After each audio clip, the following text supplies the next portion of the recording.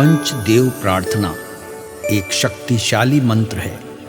प्रातःकाल सच्चे मन से इसे सुनने से जीवन के सभी दुख तुरंत दूर होने लगते हैं।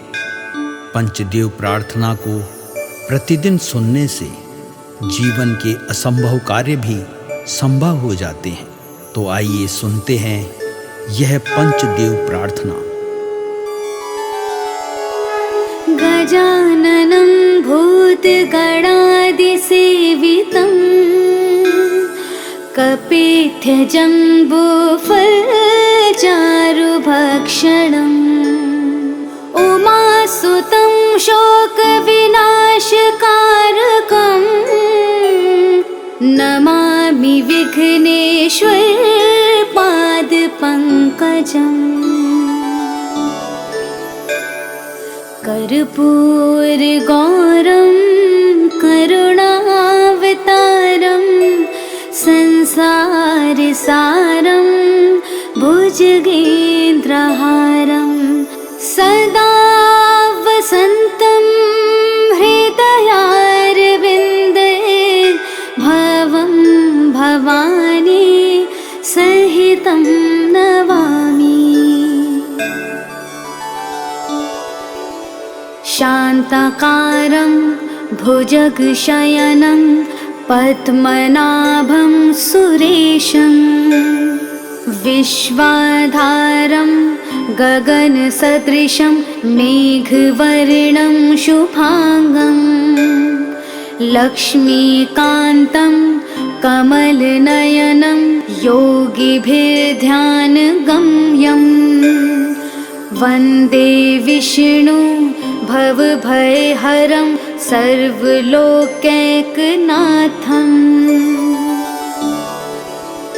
नीलाम्बुजश्यामलकोमलाङ्गं सीतासमारोपितवामभागं पाणो महासायकचारुचापं नमामि रामं रघुवंशनाथम्। मनोजवं मारुततुल्यवेगं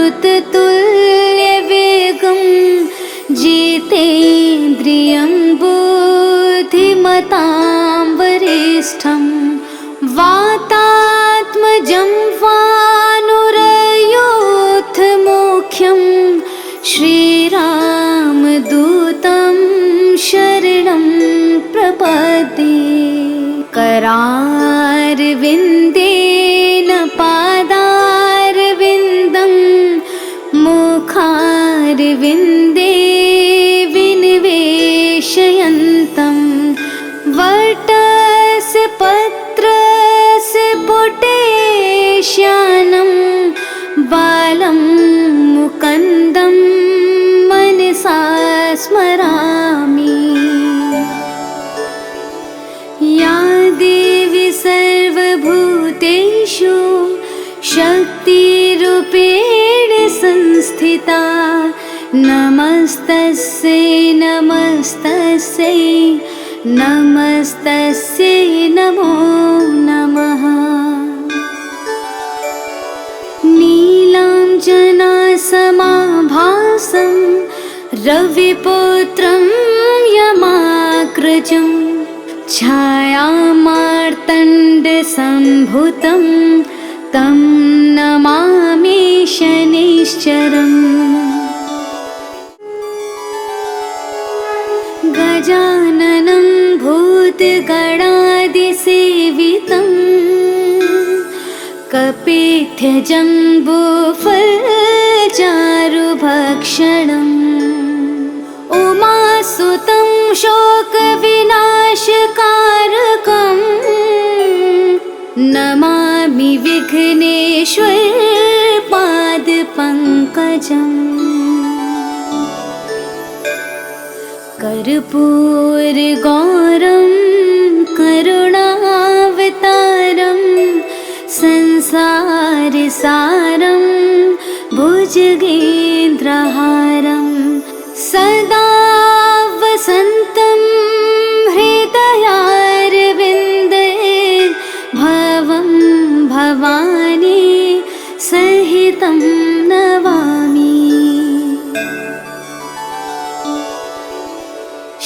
शान्ताकारं भुजगशयनं पद्मनाभं सुरेशं विश्वाधारं गगनसदृशं मेघवर्णं शुभांगं लक्ष्मीकान्तं कमलनयनं योगिभिर्ध्यानगम्यं वन्दे विष्णु भवभयहरं सर्वलोकैकनाथम्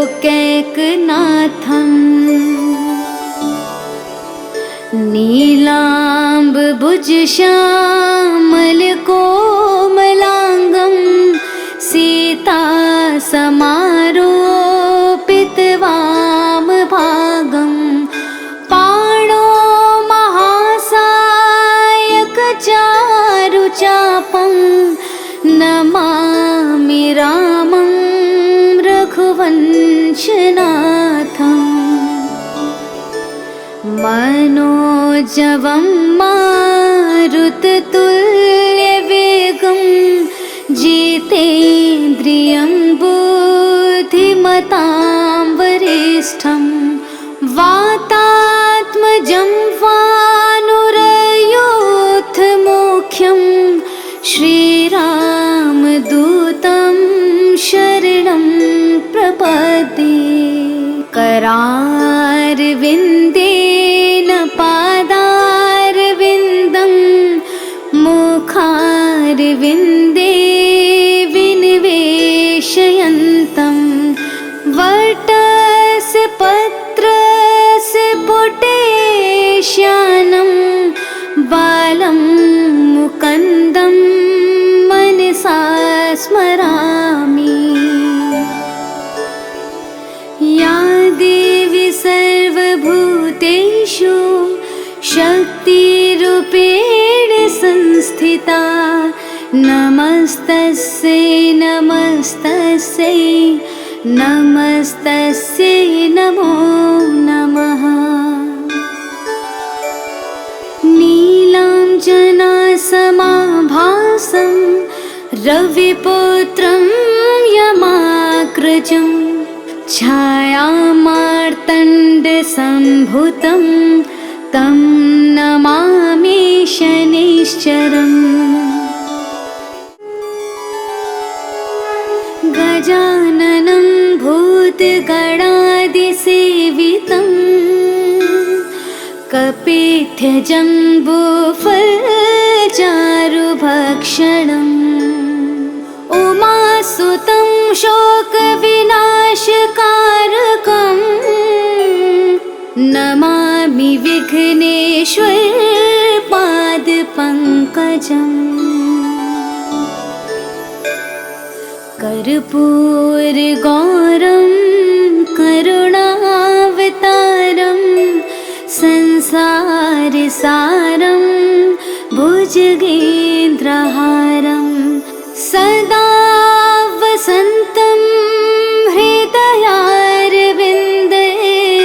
भवं भवानी सहितं नमामि।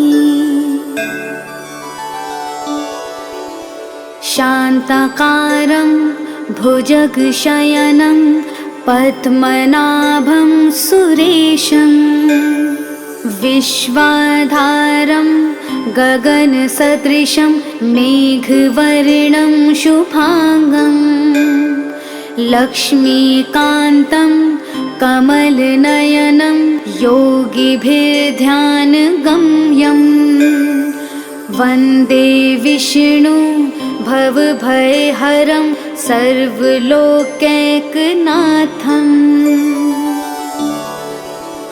नीलाम्बुजश्यामलकोमलाङ्गं सीतासमारोपितवामभागं पाणो महासायकचारुचापं नमामि रामं रघुवंशनाथम् मनोजवं मारुततुल्यवेगं जितेन्द्रियं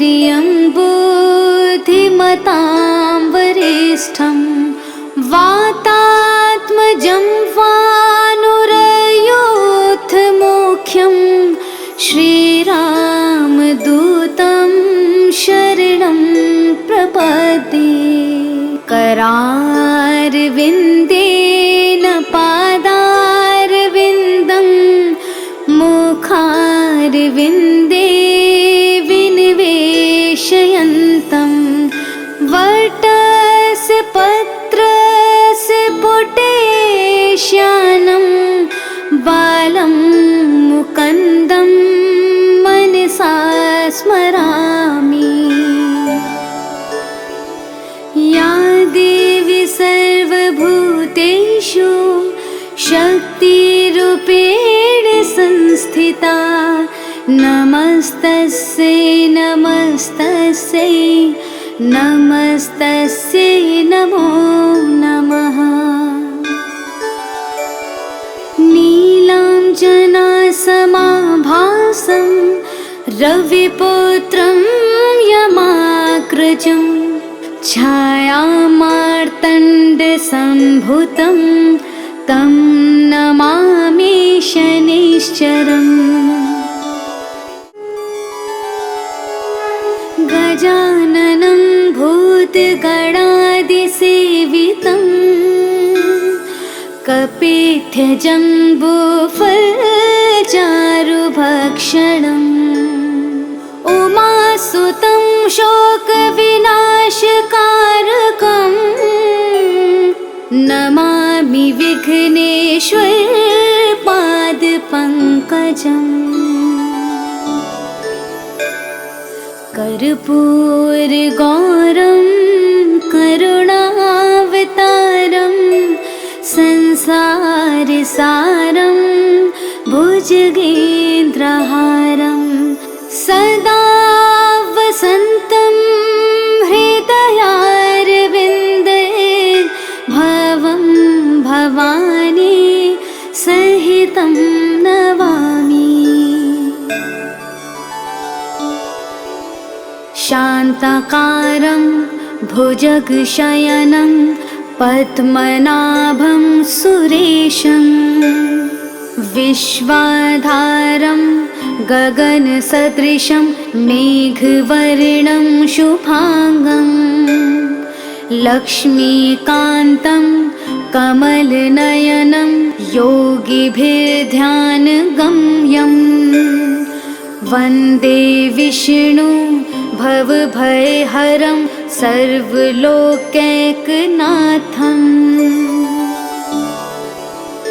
नीलाम्बुजश्यामलकोमलाङ्गं सीतासमारोपितवामभागं पाणो महासायकचारुचापं नमामि रामं रघुवंशनाथम्। मनोजवं मारुततुल्यवेगं जितेन्द्रियं बुद्धिमतां वरिष्ठं वातात्मजं वानुरयूथमुख्यं श्रीरामदूतं शरणं प्रपद्ये करारविन्देन पादारविन्दं मुखारविन्दे विनिवेशयन्तं वटस्य पत्रस्य पुटेश्यानं बालं मुकुन्दं मनसा स्मरामि। या देवी सर्वभूतेषु शक्तिरूपेण संस्थिता नमस्तस्यै नमस्तस्यै नमस्तस्यै नमो नमः। नीलाञ्जनासमाभासं रविपुत्रं यमाग्रजं छायामार्तण्डसम्भूतं तं नमामि शनैश्चरम्। गजाननं भूतगणादिसेवितम् कपित्यजम्बूफलचारुभक्षणम् उमासुतं शोकविनाशकारकम् नमामि विघ्नेश्वर पादपङ्कजम् कर्पूरगौरं करुणावतारं संसारसारं भुजगेन्द्रहारं सदा वसन्तं हृदयारविन्दे भवं भवानी सहितं नमामि। शान्ताकारं भुजगशयनं पद्मनाभं सुरेशं विश्वाधारं गगनसदृशं मेघवर्णं शुभांगं लक्ष्मीकान्तं कमलनयनं योगिभिर्ध्यानगम्यं वन्दे विष्णु भवभयहरं सर्वलोकैकनाथम्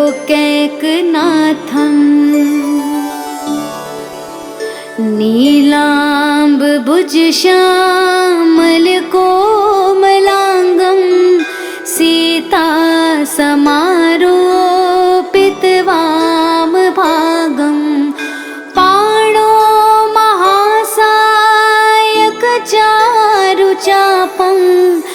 नमामि रामं रघुवंशनाथम् मनोजवं मारुततुल्यवेगं जितेन्द्रियं बुद्धिमतां वरिष्ठं वातात्मजं वानुरयूथमुख्यं श्रीरामदूतं शरणं प्रपद्ये। करारविन्देन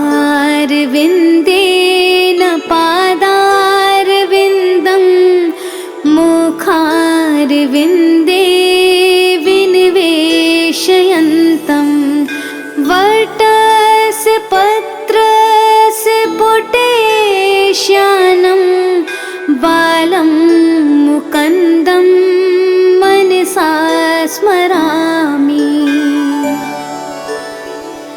या देवी सर्वभूतेषु शक्तिरूपेण संस्थिता नमस्तस्यै नमस्तस्यै नमस्तस्यै नमो नमः। नीलाञ्जनासमाभासं रविपुत्रं यमाग्रजं छायामार्तण्डसम्भुतं तं नमामि शनैश्चरम्। गजाननं भूतगणादिसेवितं कपित्यजम्बूफलचारुभक्षणम् उमासुतं शोकविनाशकारकम् नमामि विघ्नेश्वर पादपङ्कजम् कर्पूरगौरं करुणावतारं संसारसारं भुजगेन्द्रहारं सदा वसन्तं हृदयारविन्दे भवं भवानी सहितं नमामि। शान्ताकारं भुजगशयनं पद्मनाभं सुरेशं विश्वाधारं गगनसदृशं मेघवर्णं शुभांगं लक्ष्मीकान्तं कमलनयनं योगिभिर्ध्यानगम्यं वन्दे विष्णु भवभयहरं सर्वलोकैकनाथम्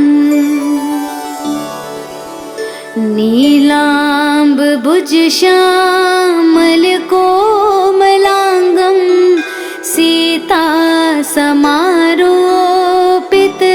सीतासमारोपितवामभागं पाणो महासायकचारुचापं नमामि रामं रघुवंशनाथम् मनोजवं मारुततुल्यवेगं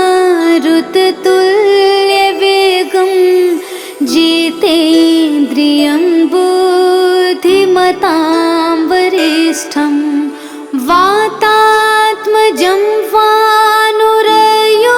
वानुरयोधमुख्यं श्रीरामदूतं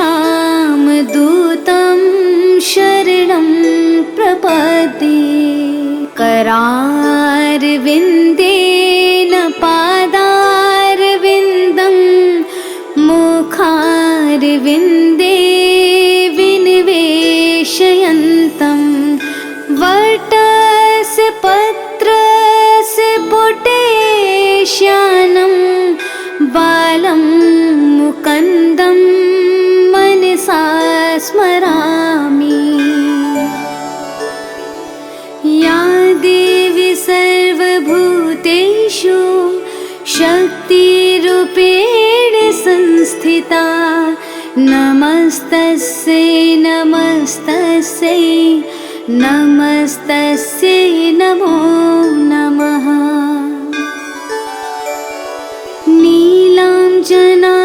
नीलाञ्जनासमाभासं रविपुत्रं यमाग्रजं छायामार्तण्डसम्भुतं तं नमामि शनैश्चरम्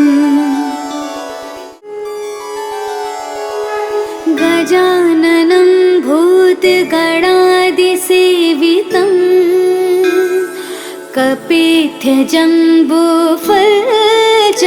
कपिध्यजम्बूफलचारुभक्षणम् उमासुतं शोकविनाशकारकं नमामि विघ्नेश्वरपादपङ्कजम् कर्पूरगौरं करुणावतारं संसारसारं भुजगेन्द्रहारं सदा वसन्तं हृदयारविन्दे भवं भवानी सहितं नमामि शान्ताकारं भुजगशयनं पद्मनाभं सुरेशं विश्वाधारं गगनसदृशं मेघवर्णं शुभांगं लक्ष्मीकान्तं कमलनयनं योगिभिर्ध्यानगम्यं वन्दे विष्णु भवभयहरं सर्वलोकैकनाथम्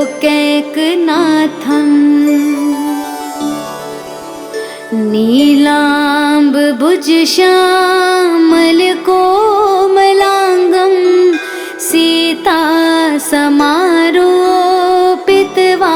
सीतासमारोपितवामभागं पाणो महासायकचारुचापं नमामि रामं रघुवंशनाथम् मनोजवं मारुततुल्यवेगं जितेन्द्रियं बुद्धिमतां वरिष्ठं वातात्मजं वानुरयोधमुख्यं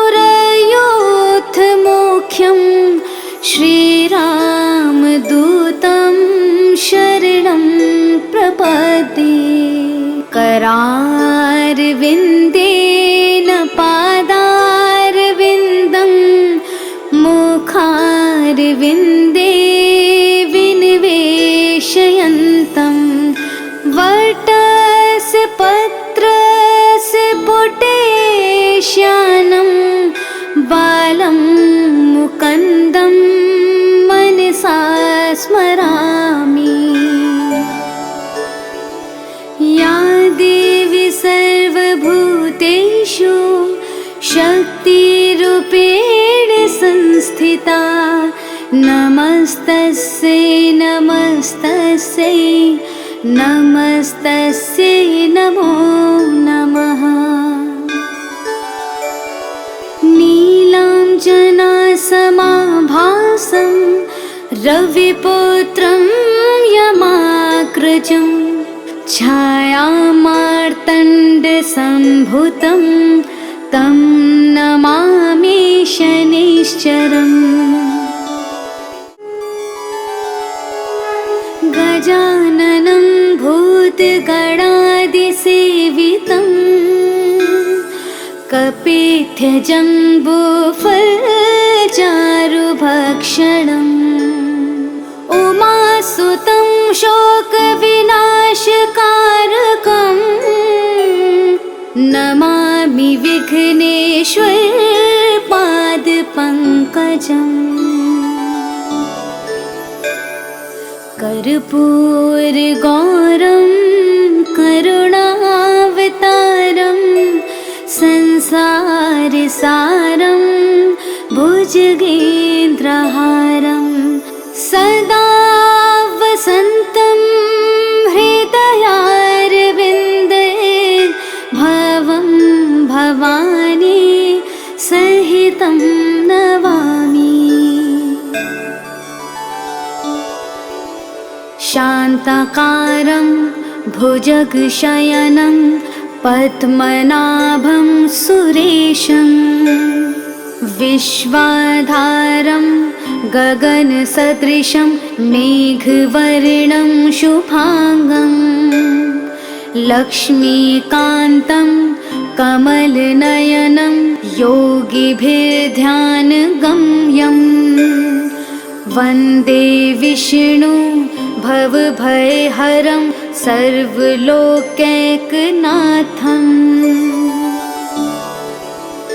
नीलाम्बुजश्यामलकोमलाङ्गं सीतासमारोपितवामभागं पाणो महासायकचारुचापं नमामि रामं रघुवंशनाथम्। मनोजवं मारुततुल्यवेगं जितेन्द्रियं बुद्धिमतां वरिष्ठं वातात्मजं वानुरयोधमुख्यं श्रीरामदूतं शरणं प्रपद्ये। करारविन्देन पादारविन्दं मुखारविन्दे विनिवेशयन्तं वटस्य पत्रस्य पुटे श्यानं बालं मुकुन्दं मनसा स्मरामि। या देवी सर्वभूतेषु शक्तिरूपेण संस्थिता नमस्तस्यै नमस्तस्यै नमस्तस्यै नमो नमः। नीलाञ्जनासमाभासं रविपुत्रं यमाग्रजं छायामार्तण्डसम्भूतं तं नमामि शनैश्चरम्। गजाननं भूतगणादिसेवितं कपित्थजम्बूफलचारुभक्षणम् उमासुतं शोकविनाशकारकं नमामि विघ्नेश्वरपादपङ्कजम्। पादपङ्कजम् कर्पूरगौरं करुणावतारं संसारसारं भुजगेन्द्रहारं सदा वसन्तं हृदयारविन्दे भवं भवानी सहितं नमामि। शान्ताकारं भुजगशयनं पद्मनाभं सुरेशं विश्वाधारं गगनसदृशं मेघवर्णं शुभांगं लक्ष्मीकान्तं कमलनयनं योगिभिर्ध्यानगम्यं वन्दे विष्णु भवभयहरं सर्वलोकैकनाथम्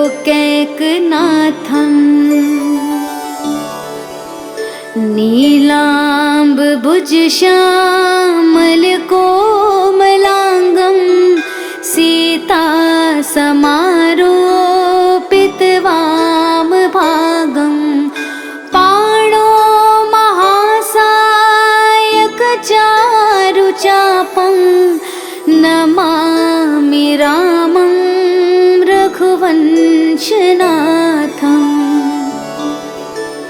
मनोजवं मारुततुल्यवेगं जितेन्द्रियं बुद्धिमतां वरिष्ठं वातात्मजं वानुरयूथमुख्यं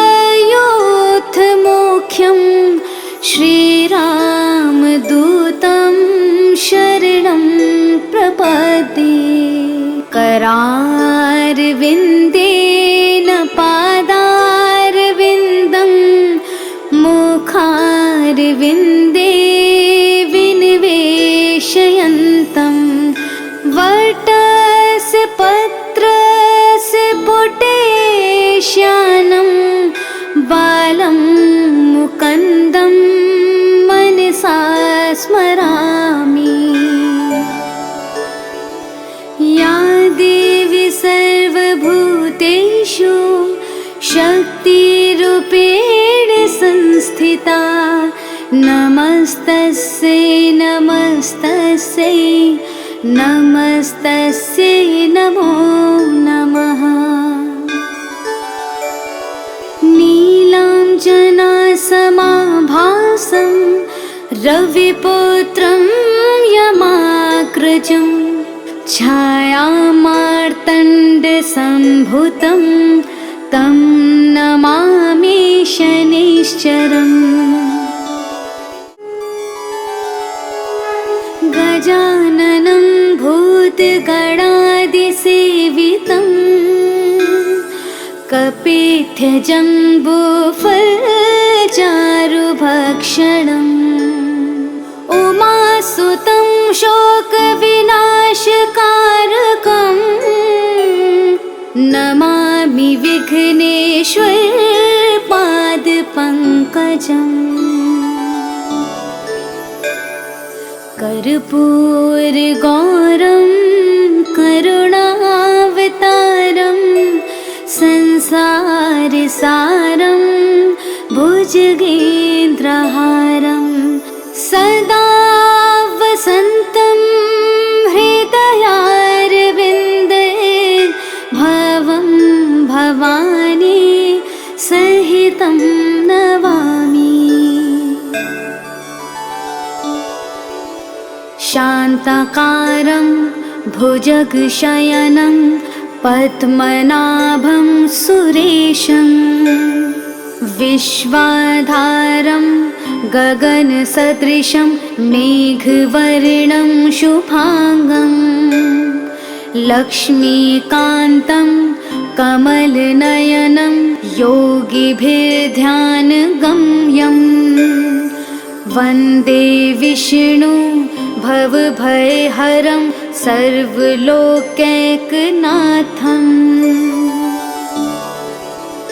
नीलाम्बुजश्यामलकोमलाङ्गं सीता समारोपितवामभागं पाणो महासायकचारुचापं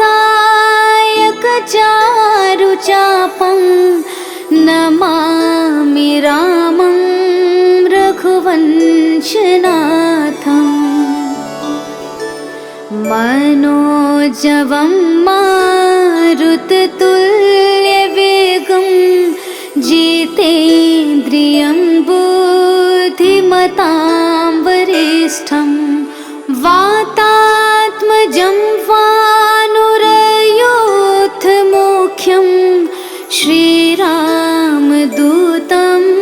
शरणं प्रपद्ये करारविन्देन पादारविन्दं मुखारविन्दे विनिवेशयन्तं